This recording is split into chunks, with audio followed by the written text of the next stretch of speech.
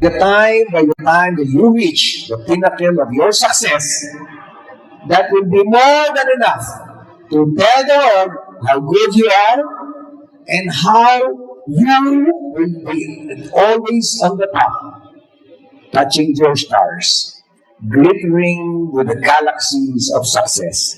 Ito ang naging mensahe ni Overseas Workers Welfare Administration o OWA Administrator Arnel Ignacio para sa mga estudyante ng College of Business and Accountancy ng City of Malabon University sa ikalawang araw ng Academic Forum ng CMU noong April 13. Layo ng nasabing forum na magbigay kaalaman sa mga estudyante ukol sa iba't ibang usapin. Ayon pa kay Ignacio, may scholarship programs daw ang OWA na makatutulong para sa mga OFW na may pinag-aaral na mga anak. Dalawa ito, yung Educational Development Program ng OWA na 60,000 a year ang binibigay natin in support of their educational needs. Mag-e-exam sila sa Department of Science and Technology. Ito naman para dun sa kumikita ng $600 and above. No, yun naman kumikita ng 20,000 and below, tigpo $400, meron din tayong scholarship para sa kanila. Ito naman, nagbibigay tayo ng mga 5,000. Bukod kay Ignacio, dumalo rin sa forum ang mga resource speaker na eksperto sa kanilang mga larangan, tulad ni Dr. Maria Javelin Lalusis, Chief Executive Officer ng Great Wall Pharma Incorporated, na tinalakay ang corporate social responsibility at environmental, social, and governance. So when you have the idea of corporate social responsibility, I think it will keep you students grounded in a way na yung intention natin for working is not just to earn, no?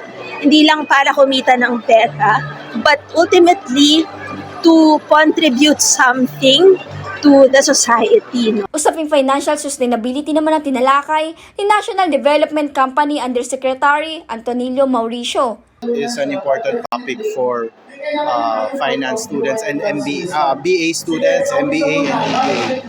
Bakit? Kasi right now, ang emphasis natin is no longer on just the financial performance of the company. It also, we also measure yung ESG, environmental, social, and governance, dun sa processes nila and ano yung impact nila dun sa dinideliver nilang products and services. Samantala, naging usapin din sa forum ang kahalagan ng pag-aaral at tamang diskarte na pinungunahan ni Patrick G. Agustin, ang owner at CEO ng Mr. Shaw Franchising Corporation. Hinikayat naman ni Atty. Rosalie de la Cruz, Independent Director ng isang rural bank, ang mga estudyante ng CMU na asahin at maunlarin ang kanilang mga buhay upang maabot ang kanilang mga pangarap.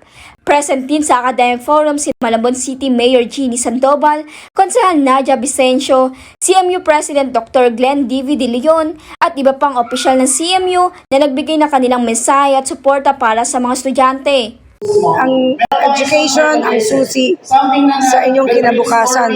Ang mga pangarap nyo ay nasa inyong mga kamay. So kung mag-aaral ng mabuti, it's the key to your future.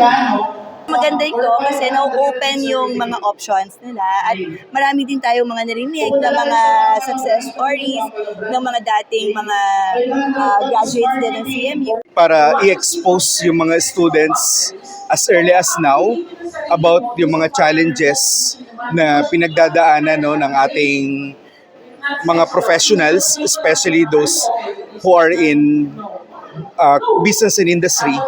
The college dean is very supportive in creating this kind of event because I believe, sabi ko nga kanina, hindi lang natatapos ang kaalaman sa pagtanggap ng diploma but the added skills.